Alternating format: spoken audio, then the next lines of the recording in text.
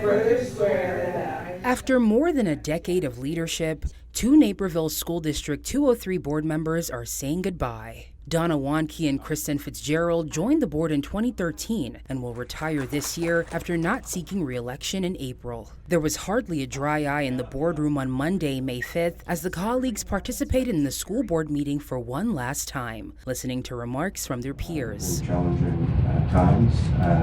During their time on the school board, the two took part in decisions that impacted thousands, from navigating all-day kindergarten to new assessment testing to guiding students and families during the COVID-19 pandemic. The beginning, as was just stated. Before joining the board, Fitzgerald, the outgoing vice president, had an extensive background in education policy working in Washington, D.C. She says one reason for her move to Naperville was to get involved in the school system.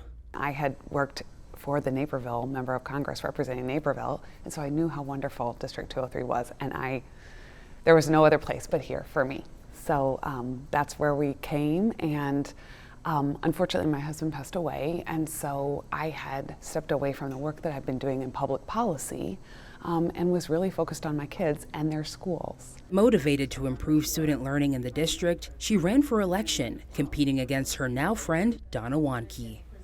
on behalf of the whole board.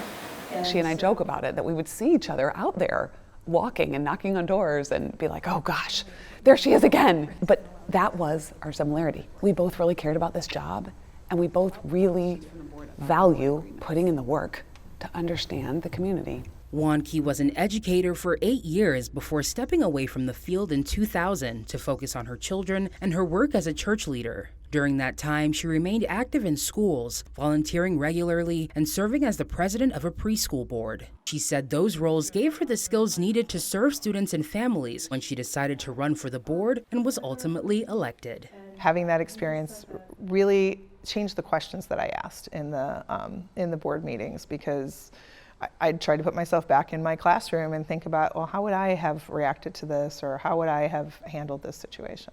Over the years, the pair was part of efforts to improve student performance in the district as the board focused on closing the achievement gap among youth. Fitzgerald discussed the importance of implementing resources targeting student achievement during a time when data showed students falling behind.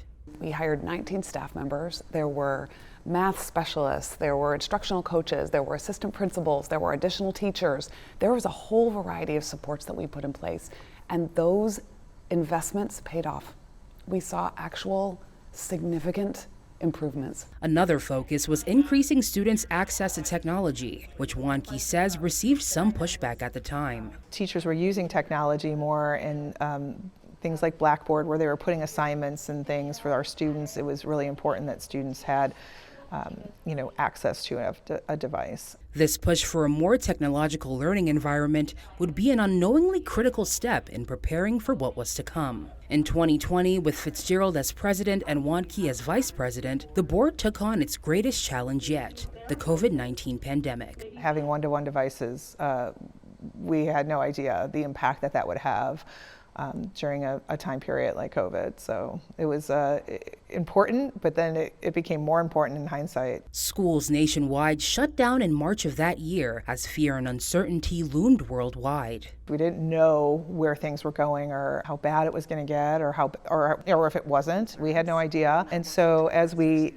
asked students to be at home, I looked at it as we were protecting our students, protecting our staff, but also protecting the extended families that live at home. Decision-making proved to be more difficult as emotions ran high, but the pair said they never lost sight of the most important thing and the reason behind every concern: the students. There was challenges in terms of how people felt about different decisions, but I always think the advocacy came from a good place. It came from where we want our students to be and what we think the biggest needs of our students are.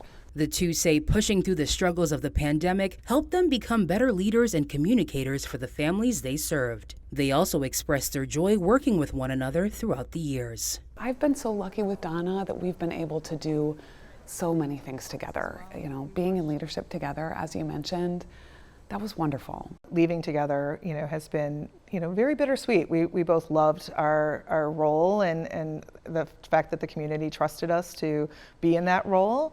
And so leaving is hard, but it's also time for some new thoughts too. As they say goodbye to the District 203 board, the two friends remain proud of the work they've done serving students and families in Naperville. I'm really grateful to have been able to be a part of this district and to be able to make contributions for something that I value so greatly. I will make a motion to adjourn signing time. Second. Reporting for Naperville News 17, I'm Anuliko Chuba.